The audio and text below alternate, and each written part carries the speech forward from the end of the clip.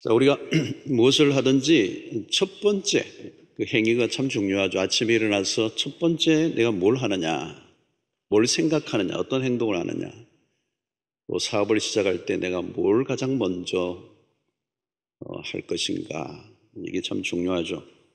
아침에 눈을 떠서 어떤 분은 딱 제일 재밌는 게 그거랍니다. 그 홈쇼핑 그걸 보시는 분이 있어요. 아침에 일어나서 드라마를 볼 수도 있지만 성경을 읽을 수도 있죠. 첫 행위가 무엇인가? 그의 정체성을 알리는 것이죠. 내 생각을 지배하는 게 뭔가? 그게 이제 첫 번째 행위에서 이제 드러나는 겁니다. 여행 갈 때 내가 뭘 꼭 챙겨가나? 뭐 약도 중요하고, 뭐 낚시를 좋아하는 사람 낚싯대를 챙겨갈 수도 있지만 큐티집을 챙겨간다든가. 작은 행동 같지만 굉장히 큰 인생을 결정하는 중요한 요소가 되죠. 사업을 시작하는 사람들은 안 믿는 사람들 보면 요즘도 돼지를 놓고 돼지 머리를 놓고 고사를 지내는, 비행기를 사서도 그 첨단의 비행기를 구입하고도 이 업주가 사장이 이렇게 활주로에다가 돼지 머리를 놓고 고사를 지내는 거죠. 잘 뜨게 해달라고. 그 돼지 머리도 이게 웃는 돼지가 비싼데 그게 웃는 돼지가 별로 없답니다. 그래서 굉장히 비싼데 이게 뭘로 시작할 건가? 예배로 시작할 건가? 사업을 시작할 때 예배로 시작할 건가? 기도 그런 고사를 지낼 것인가? 그게 정체성이고 세계관이고 그 사람을 지배하는 개념이 뭔가를 알려주는 것입니다. 첫 번째 행위, 그게 우리의 세계관에 굉장히 영향을 준다는 겁니다. C.S. 루이스가 피고 속의 하나님이라는 책에서 이런 말을 합니다. 가장 중요한 일을 우선순위에 두고 부차적인 일은 나중에 하라. 부차적인 일을 먼저 하다 보면 가장 중요한 일과 부차적인 일 모두 실패할 것이다. 그러니까 우선순위를 먼저 하는 게 굉장히 중요하다는 거죠. 우선순위가 아닌 부차적인 걸 먼저 하면 우선순위도 놓치고 부차적인 것도 놓친다. 우선순위가 얼마나 중요한가? 우선순위를 뒤집지 말아야 한다. 우선순위가 결국은 우리의 삶을 결정하는 중요한 태도다는 것입니다. 이제 노아의 홍수가 이제 다 물이 줄어들고 이제 가족이 방주에서 나왔습니다. 그 긴 세월 동안 방주에 지냈던 노아 가족이 바깥으로 나와서 땅을 딛고 첫 번째 한 행위가 뭐냐는 것이 오늘 20절의 오늘 본문의 말씀입니다. 노아가 여호와께 제단을 쌓고 모든 정결한 짐승과 모든 정결한 새 중에서 제물을 취하여 번제로 제단에 드렸더니 그랬습니다. 여기 노아가 여호와께 제단을 쌓고라는 이 제단이라는 단어가 성경에 처음 나온 단어입니다. 앞부분에 가인과 아벨이 하나님께 제사를 지낸 것은 나오지만 제단이라는 단어는 오늘 여기에 처음 언급이 되어 있습니다. 우리가 성경에서 눈여겨보아야 될 단어 중에 하나가 제단이라는 겁니다. 제단. 이 제단은 죄를 지은 인간이 하나님을 만날 수 있는 통로라는 겁니다. 하늘과 땅이 닿는 곳, 땅이 하늘을 향하는 곳, 그것이 제단이다는 의미가 있습니다. 그래서 이 제단은 성경 전체에 걸쳐 굉장히 중요한 개념입니다. 아브라함의 생애를 우리가 들여다보면 아브라함은 가는 곳곳마다 단을 쌓습니다. 제단을 쌓죠. 그런데 조카 롯은 현실에 급급해서 현실의 이익을 쫓아가죠. 그 단을 쌓다는 의미가 하나도 나오지 않습니다. 그래서 롯의 생애는 단이 없어요. 이 아브라함의 생애는 단이 있습니다. 결국은 두 인생이 완전히 달라지게 되죠. 자, 오랜 방주에서의 생활을 끝낸 노아는 가족들과 함께 새로운 환경에 마주쳤습니다. 자, 얼마나 할 일이 많았겠어요? 체크리스트에 굉장히 많은 메모들이 되어 있을 수도 있겠습니다. 그런데 노아는 가장 먼저 제단을 쌓았다는 거예요. 자, 노아는 나오자마자 가장 먼저 제단을 쌓았다는 의미는 하나님을 기억한 것입니다. 자, 우리는 기억이라는 단어를 우리는 지난 주일에서 살펴보았습니다. 하나님이 노아를 기억하셨다. 그러니까 이제 나온 노아는 이제 하나님을 기억하는 행위, 이게 예배였습니다. 그러니까 노아가 하나님을 기억하기 전에 하나님이 노아를 먼저 기억해 주신 겁니다. 자, 오늘 예배란 세상의 다른 무엇보다도 먼저 하나님을 기억하는 구체적인 행위다라고 얘기할 수 있습니다. 첫 행동을 통해서 우리는 우선순위, 프라이오리티를 알 수가 있죠. 자, 첫 번째인가 두 번째인가 수치상으로는 큰 차이가 없습니다. 그러나 우선과 차선은 거대한 간격을 벌려놓는 중대한 주제입니다. 우리의 삶에 가장 먼저 와야 하는 것이 무엇일까? 노아를 통하여 우리에게 가르쳐주는 것은 예배다라는 것입니다. 결국은 노아는 자신의 마음을 지배하고 있는 것은 바로 하나님이었습니다. 자, 예배란 전적으로 하나님을 향하는 것이죠. 하나님을 먼저 생각하고 하나님을 먼저 기억해내는 행위. 자, 우리는 실수가 종종 하나님보다 자신의 문제에 집중하는 룰을 범할 때가 있습니다. 노아도 방주에 나오자마자 어떻게 앞으로 살아야 할지 그 다 썰어버려진 심판을 당한 이 땅 위에서 덩그러니 놓여져 있는 노아의 가족, 참 막막할 수도 있겠죠. 어떻게 살아야 되지? 어디에 정착을 해야 하나? 무엇을 먹고 살아야 되나? 또 경작해야 될 많은 환경적 요소가 있었을 것입니다. 그럼에도 불구하고 노아는 가장 먼저 제단을 쌓고 하나님을 먼저 예배했다는. 자, 여러분, 이 예배라고 하는 것은 전적으로 하나님을 위한, 하나님에게만 집중하는 것입니다.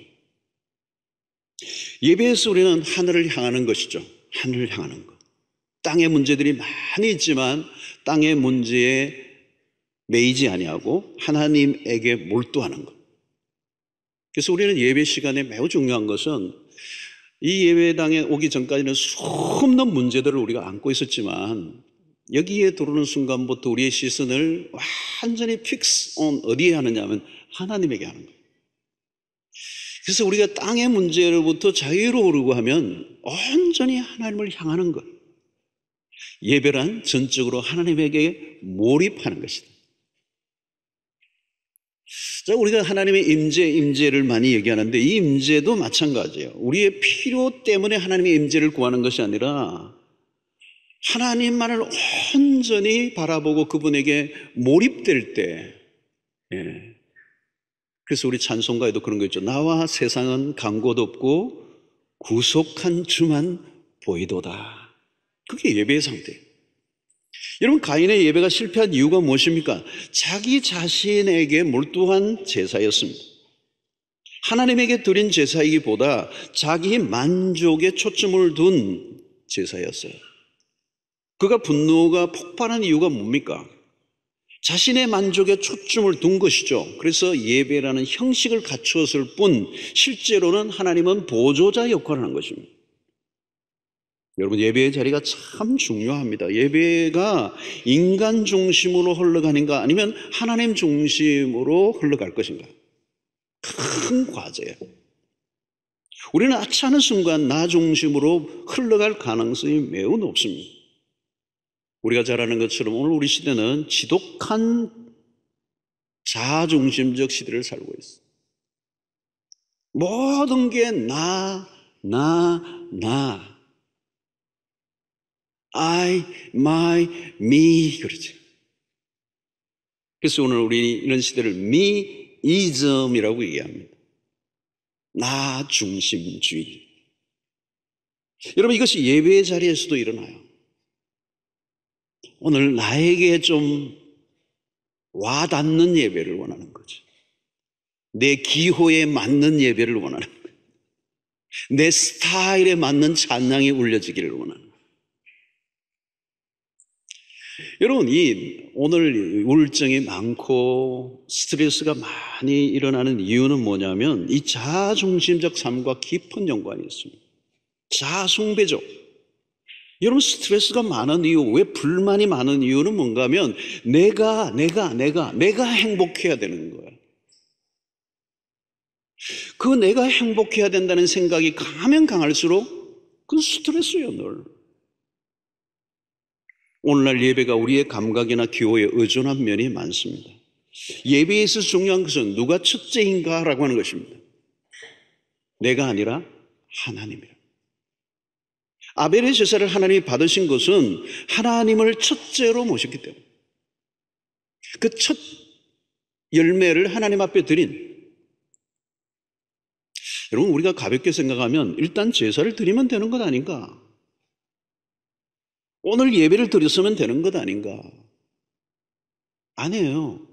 오늘 우리의 예배라고 하는 행위에 있어서 내 삶의 가장 중심부에 내가 아니라 하나님이 내 삶의 첫 번째 놓여 있는 그 마음의 태도와 모든 것들이 이 예배에서 폭발하는 것이죠. 여러분, 첫째와 둘째는 하늘과 땅 차이입니다. 예배에 있어서 하나님의 하늘 예배하는 일은 우선이지 차선이 되어서는 안 된다는 거예요. 우리가 세상과 구별된 삶을 사는 이유는, 비결은 세상에 대한 우리의 태도에 달려 있습니다. 예배가 최우선이라는 말은 우리의 삶에 하나님의 하나님 되심을 결정하는, 그분을 그분으로 인정하는 우리의 태도가 예배에서 나타나야 되는데, 그게 뭐냐면 우리의 모든 행위의 첫 번째에 하나님이 와야 한다는 거예요.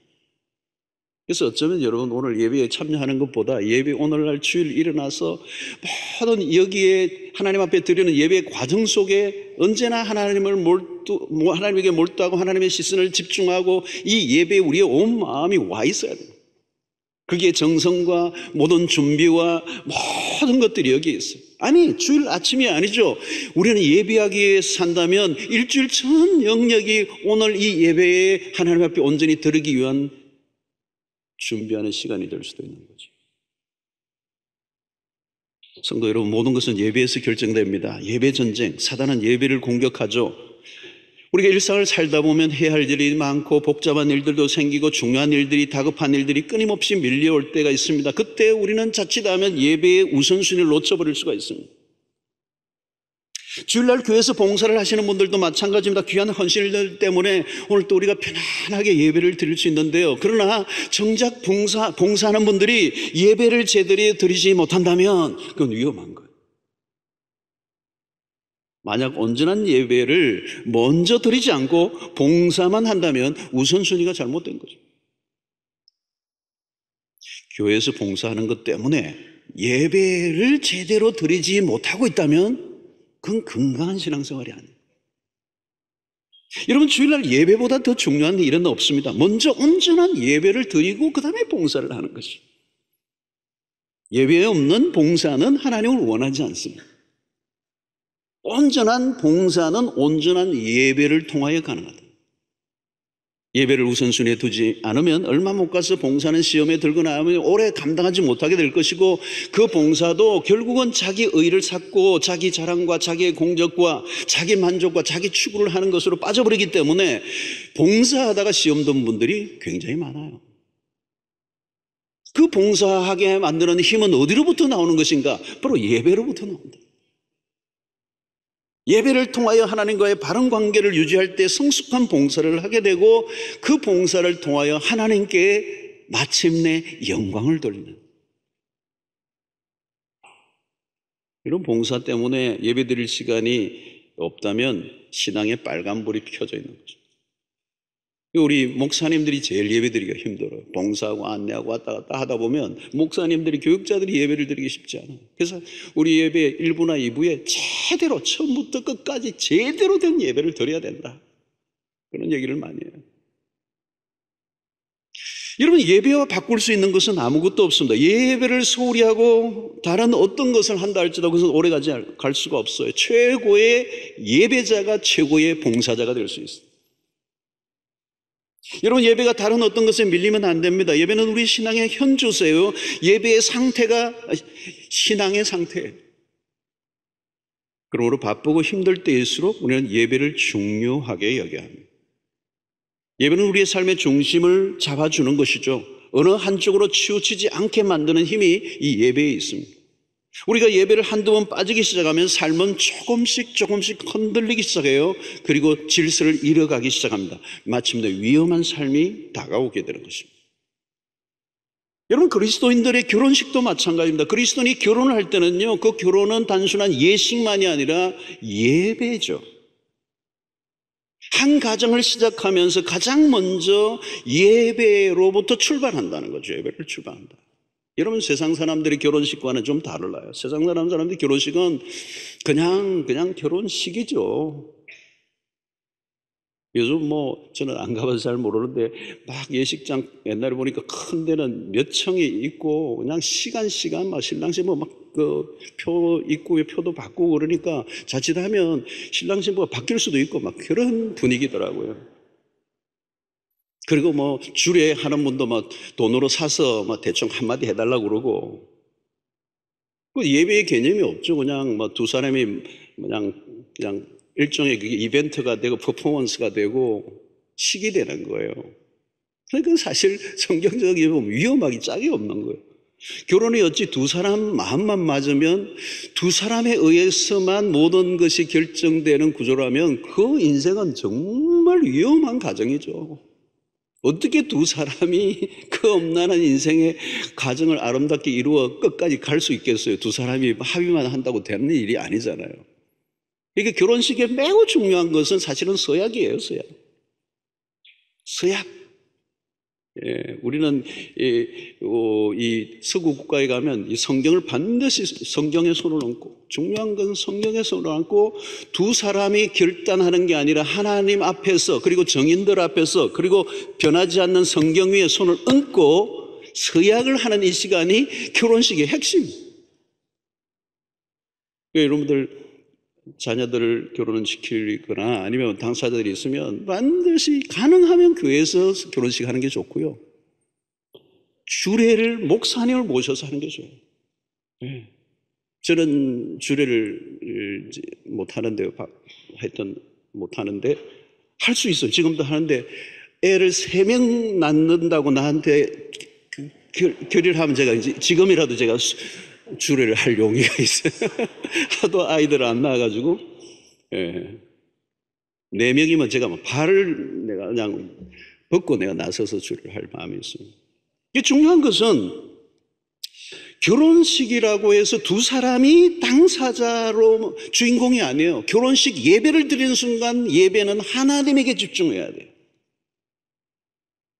하나님이 우리의 왕이십니다. 우리의 주인이십니다. 하나님 우리의 가정의 진정한 통치자십니다. 이걸 인정하고 하나님에게 집중하고 하나님에게 몰두하고 하나님 앞에 예배하고 하나님을 온전히 예배함으로 우리의 가정에 출발하는 그 가정은 하나님이 책임져서요. 그런데 그 가정을 출발하는데 하나님이 없어. 그리고 그냥 하나의 그냥 식이야. 사람들하고 그냥 막 즐겁게 하는 식으로 끝나버려요. 그냥 이벤트. 그건 예배 없다면 그거는 nobody know, 아무도 모르는 거예요. 예배의 형식만 갖추었지 거기에 하나님에 대한 관심과 하나님에 대한 예배가 없다면 그건 문제가 있는 거예요. 제가 어느 예배에 주례를 하지 않았지만 결혼식을 했는데 잊을 수 없는 그런 결혼식이었어요. 정말 찬양과 처음부터 끝까지가 하나님에게 집중하는 거예요. 예배가 얼마나 하나님의 임재가 가득하고, 이건 형식이 아니에요. 정말 하나님이 지금 이곳에 우리와 함께 하시고 하나님의 임재 속에 남녀를 묶어주시고 하나님이 이 가정의 주인이 되심을 모든 사람들이 인식할 만큼 그 예배가 뜨거웠어. 그런 출발, 그 가정의 출발에 진정한 예배가 있어야 그 인생을, 그 가정을 하나님이 책임주시니. 내 두 사람만 얼굴만 보고 결혼식 하는데 두 사람만 좋다고 그래가지고 되는 게 아니라. 여러분, 아담의 실패가 뭡니까? 하나님이 아닌 다른 것에 초점을 맞추었기 때문에. 하나님이 아닌 것에 자기의 예배의 대상이 되면 그때부터 망하는 거예요. 신랑의 진정한 삶의 예배자도 하나님이고 여러분, 하나님이 없는 사람들은요, 가정이 그냥 우상이 되더라고요. 결혼하니까 가정이 우상이 되어버려요. 그래서 우리 가정의 행복이 최고의 가치가 되어버려요. 그러면 과연 그 가정이 행복할 수 있을까요? No, 안 돼요. 하나님을 온전히 예배하고 하나님을 절대 최고의 가치로 인정하는 것.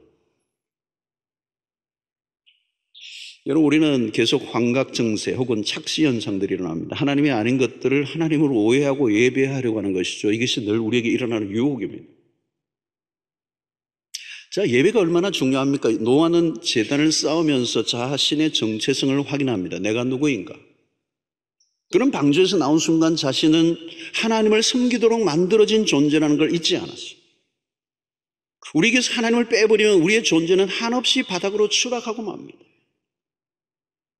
여러분, 예배를 놓치면 우리의 존재, 우리의 정체성이 없어요. 그 혼란 속에 빠지는 것입니다. 내가 누구인지. 만약 우리가 예배다운 예배만 드릴 수만 있다면 그 안에서 많은 문제들이 저절로 해결됩니다. 우리의 삶의 중심에 하나님의 첫 자리로만 모신다면 우리의 인생의 모든 무질서가 새롭게 재편되어서 명료하게 우리의 인생이 새로워지는 역사가 있게 될 줄로 저는 믿습니다. 여러분, 예배가 첫 자리에 없는 사람이 가진 첫 자리에 없는 지식은 다른 사람을 정죄하고 죽입니다. 지식을 쌓는 게 중요한 게 아니라 예배자가 없다면, 하나님을 예배하지 않는다면 그 지식이 하나님이 되는 거죠. 지식으로 자신을 높이는 것입니다. 다른 사람을 적으로 만드는 것입니다. 하나님이 없는 지식은 행복한 길로 이끌어 줄 수도 남에게 유익을 줄 수도 없는 거예요. 예배가 첫 자리에 없는 사람에게 돈은 자기의 행복과 만족의 수단이 되고 마는 것이죠. 그 마지막은 쾌락의 신이 되는 것입니다. 우리의 중심에서 하나님이 사라지면 모든 것이 다 우리를 끌어당기죠. 욕망의 힘이 중력처럼 모든 것을 끌어당겨도 속수무책이 되는 겁니다. 하나님을 중심에 모셔드릴 때 모든 것은 질서를 잡게 되는 겁니다. 우리가 가진 것들이 비로소 진가를 발휘하게 되는 것입니다. 하나님을 첫 자리에 모시는 삶은 모든 것을 결정하는 핵심적인 요소가 되는 거죠. 그러므로 사랑하는 성도 여러분, 오늘 누가 보면 좀 심하다 할 정도로 예배 중심으로 살아가는, 예배 우선으로 살아가는 은혜가 있게 되기를 축원합니다. 이게 성경이 우리에게 말씀하는 거예요. 자, 노아는 하나님에게 제물을 올려드렸어요. 그런데 그 제물은 자발적인 제사였어요. 오늘 20절을 다시 한번 읽어보겠습니다. 노아가 여호와께 제단을 쌓고 모든 정결한 짐승과 모든 정결한 새 중에서 제물을 취하여 번제로 제단에 드렸더니, 이게 번제로 드렸다는 의미에는 여러 가지 의미가 있는데, 우선 첫 번째는 노아가 심판 가운데서 구원하신 하나님에 대한 감사의 제물로 표현된 것입니다. 이것은 하나님이 요구하신 것이 아니라 지면에 생명 있는, 호흡 있는 모든 것이 다 멸절되는 그 심판의 한가운데서 자신과 자신의 가족을 구원해내신 하나님의 은혜에 대한 설명할 수 없는 그 감격을 예배로 지금 표현된 겁니다. 그 예배 안에는 뭐가 있어요? 감사예요. 이 희생의 제물을 드리는, 이 번제로 드리는 것 안에는 자발적 예배의 형태예요. 기꺼이 즐거이 기쁨으로 하나님 앞에 예배하는 것. 하나님 감사합니다. 여러분 어떻게 했어요? 여러분 생각해 보세요. 얼마나 감격했겠어요. 그런 의미에서 예배는 자발적이어야 합니다. 즐거이 억지가 아니라. 여러분, 신에게 제물을 바치는 일반적인 고대 건동의 역사를 보면 일반적으로 인간의 태도는 비자발적이에요. 신에 대한 두려움, 비자발적으로 어쩔 수 없이 두려움 때문에 신에게 제물을 바칠 수밖에 없는, 그래서 그 제물은 일종의 뇌물적 형태가 있는 거예요. 뇌물의 형태가 있는 거예요. 기꺼이 선물로 바치는 게 아니에요. 그래서 우상에게 제물을 바치는 사회는 뇌물이 자동적으로 따라다녀요. 그거와 동일한 거기 때문에. 나에게 또 나보다 더가 힘을 가진 자에게 뭔가를 뇌물을 줌으로 내가 어떤 혜택을 얻고자 하는 노력. 이 우상 숭배가 가득한 세상은 그런 불법적 사회 형태가 저절로 벌어질 수밖에 없는 거예요. 자, 여기에서 중요한 것은 여러분, 신앙과 종교를 분류하는데요, 여기에 자발적인가 비자발적인가가 매우 중요합니다. 종교 활동은 뭐예요? 비자발적이에요. 율법의 요구에 의해 어쩔 수 없이 반응하는 소극적 형태를 띠고 생활하고 있는 종교 생활. 그 안에는 강요가 있는 것입니다. 강요가. 그러니까 고대의 신들에 대한 신화들 안에 모두가 절대 복종을 요구하는 거죠. 근데 사실 그 고대 신들에 대한 복종은, 그 신은 결국은 그 시대의 왕들이 다 신의 역할을 하는 거예요. 그 신에게 복종하는 게 만드는, 그것이 결국은 왕인 자기에게 복종하도록 만드는 그 강요가 그 고대 사회에 그 종교들 안에 있었던 것입니다. 다니엘서를 보면 다니엘은 신상의 절을 하도록 압박을 받는 것이죠.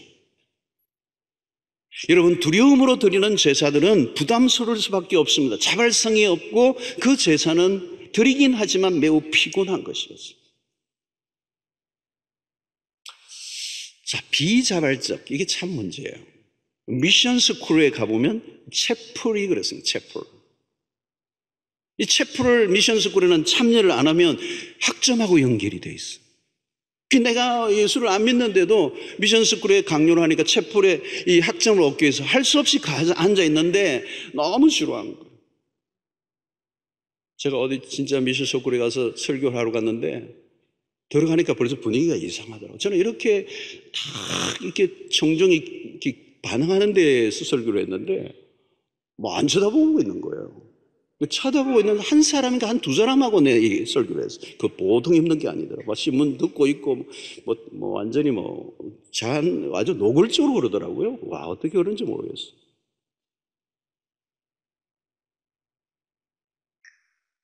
마틴 루터가 그런 얘기를 했어요. 하나님은 교회를 만드셨고 마귀는 체포를 만들었다 그랬어요. 세게 얘기했어요.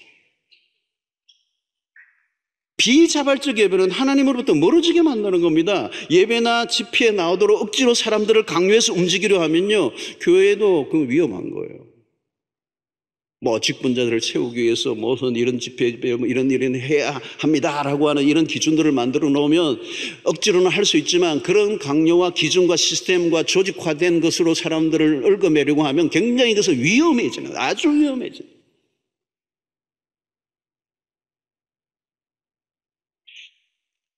예배가 타의에 의한 강요가 되는 순간 제대로 된 예배를 드릴 수가 없는 것이죠. 자, 여러분, 오늘 우리 자신의 예배를 점검해 봐야 돼요. 신앙의 건강 여부를 평가할 수 있으면 자발적인가 비자발적인가, 즐거이 하는 것인가 의무적인 것인가.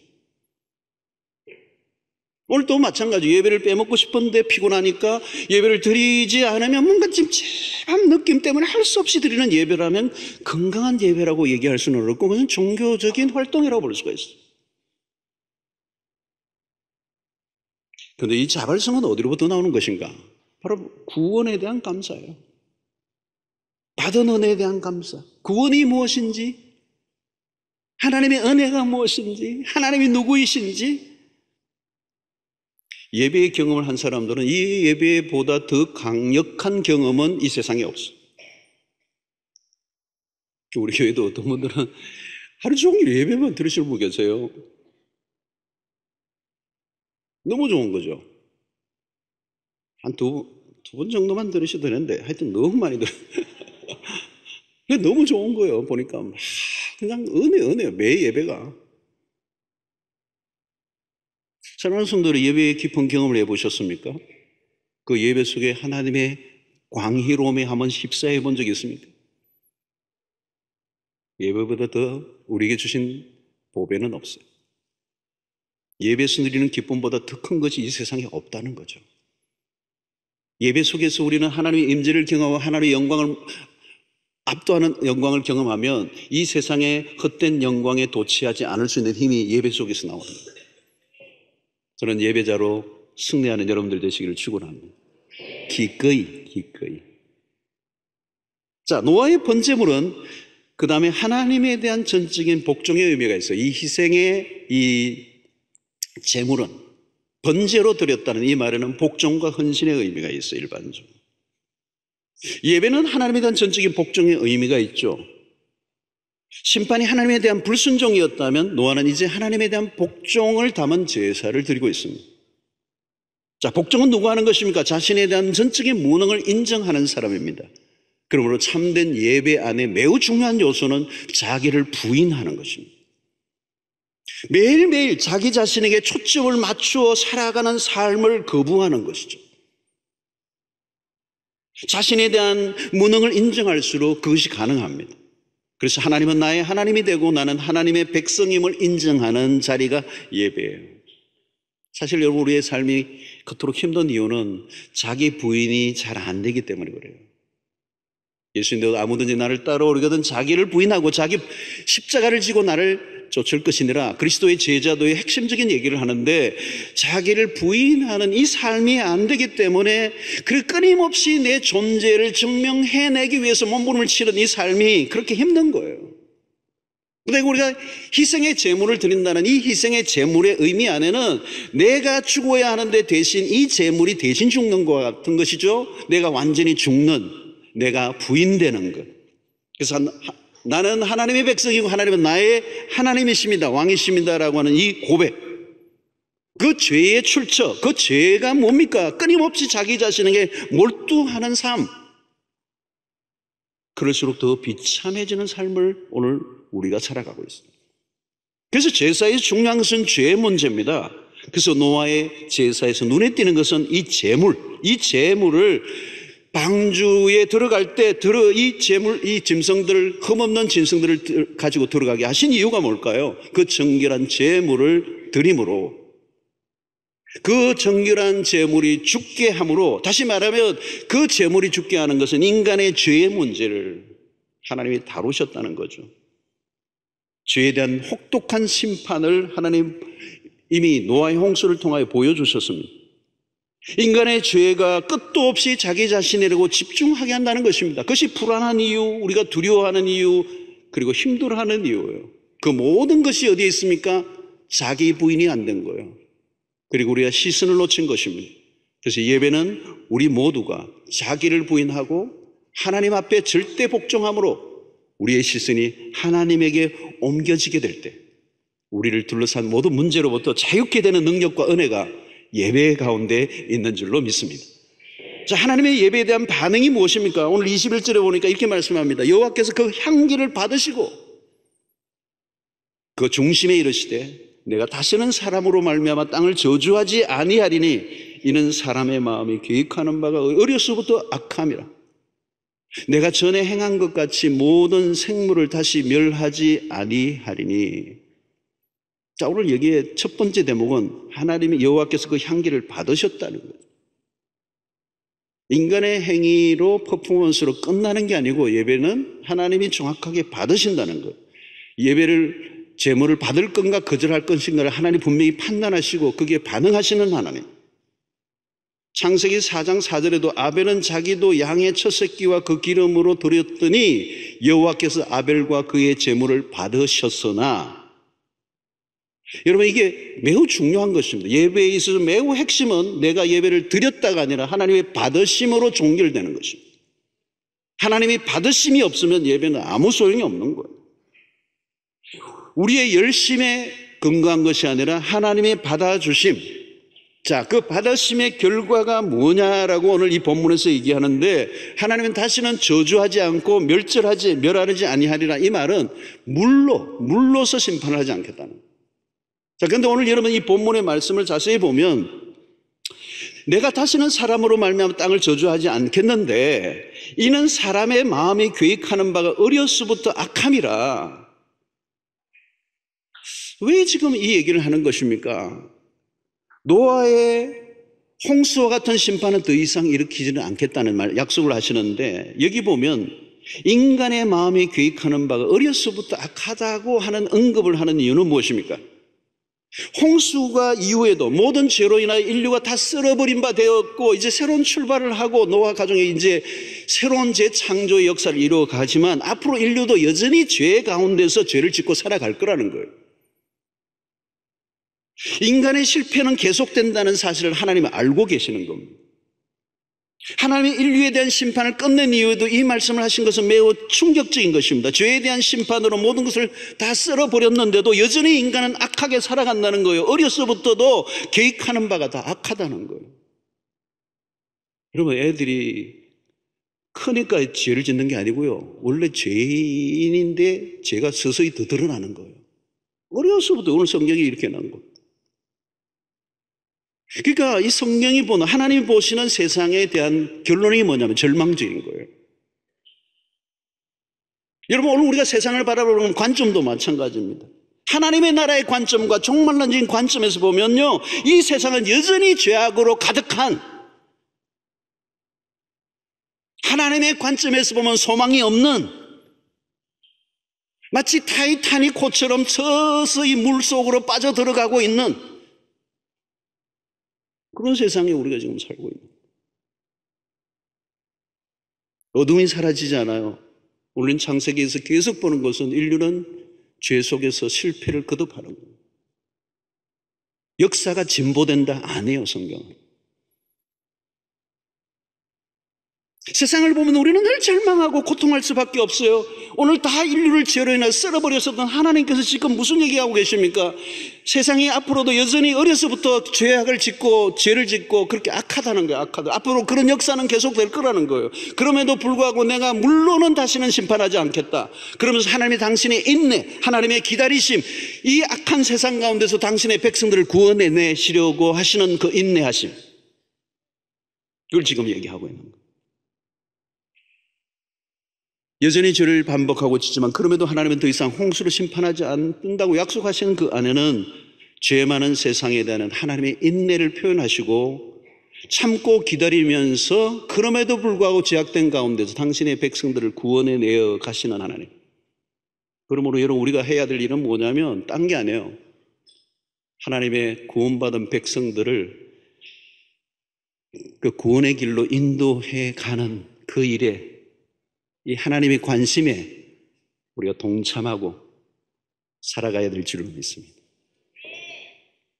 딴 게 없어요, 여러분. 복잡하지 않아요. 자, 방주에서 나온 노아의 첫 번째 행위가 예배였지만 홍수 심판의 마무리이기도 합니다. 새로운 시작점에서 예배지만 사실은 심판의 마무리로서의 예배예요. 20절은. 그러니까 이것은 뭐냐면 모든 것의 시작도 예배, 마지막도 예배. 하나님 우리의 모든 알파 오메가 되시죠. 모든 일의 중심에 하나님이 계십니다. 창세기는 우리에게 뭘 가르쳐 주느냐 하면 예배를 가르쳐 줘요. 하나님은 우리의 예배의 대상이시다. 피조물된 우리는 하나님을 예배하는 자로 부르셨다. 모든 혼돈과 무질서는 어디로부터 오는가? 예배를 놓칠 때, 하나님을 첫 자리에 모시는 것을 놓쳐버릴 때. 그래서 하나님을 하나님으로 인정하는 일, 하나님을 하나님의 위치로 올려놓는 일보다 더 중요한 일은 없다. 자세히 여러분들 보세요. 여러분들의 삶에 우리의 꼬여있고 우리의 인생의 무질서하고 혼란과 모든 어려움과 고통과 문제 안으로 들어가 보면 언제나 거기에는 하나님이 내 삶의 첫 자리에 없었기 때문에 하나님을 첫 자리에 모시고 하나님을 하나님으로 그 위치에 올려놓는 온전한 예배를 드려보기 시작해 보십시오. 놀라운 일이 일어날 것입니다. 여러분, 모든 출발에 내 삶에 예배가 있는가? 모든 마침에 예배가 있는가? 어떤 분은 계엄 예배는 드렸는데 폐업 예배는 안 드리더라고요.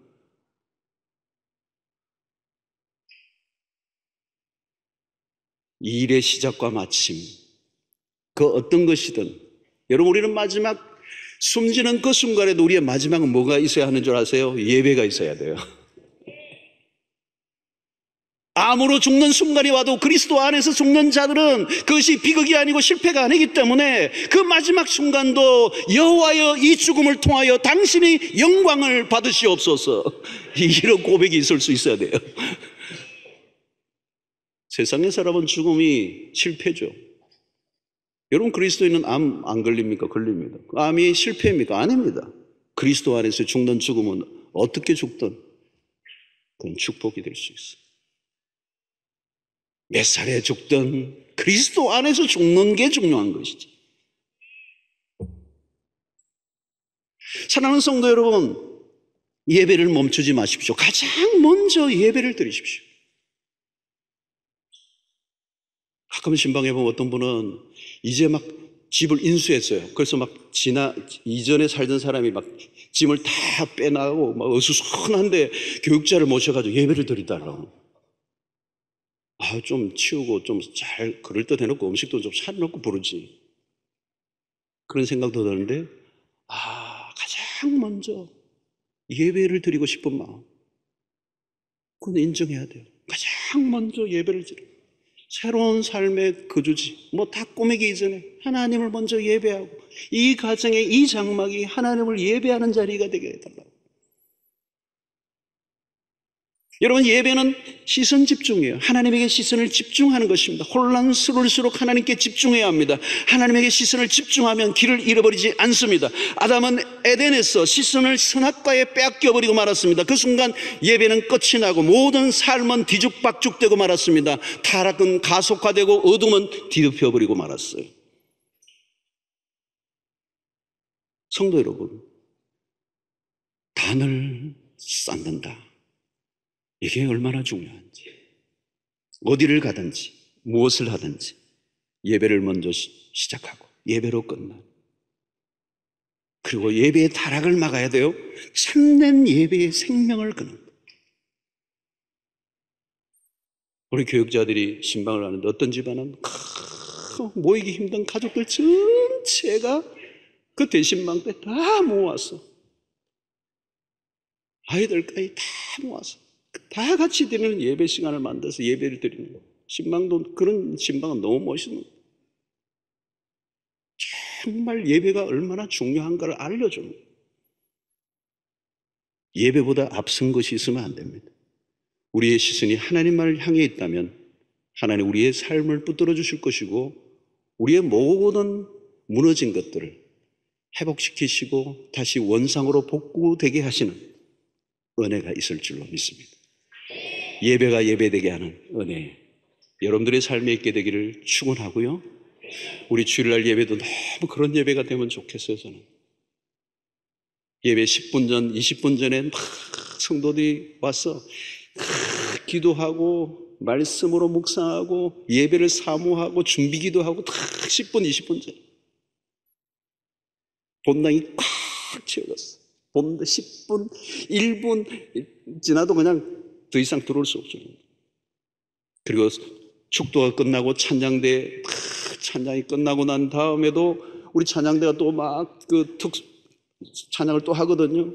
그 시간에도 그 여운을 가지고 기도하고 마치면 또 이 주차도 문제도 우리는 복잡한 게 많긴 한데 마치고 여러분 이 은혜 받고 예배 마치고 일주일에 딱 한 번이잖아요. 제대로 된 온전한 예배를 드리는 거. 이게 주일날 예배 드리고 우리는 삶을 시작하는 거잖아요. 월요일날 시작한, 우리는 일을 하고 예배를 드리는 게 아니에요. 주일날 예배를 드리고 세상을 출발하는 거거든요.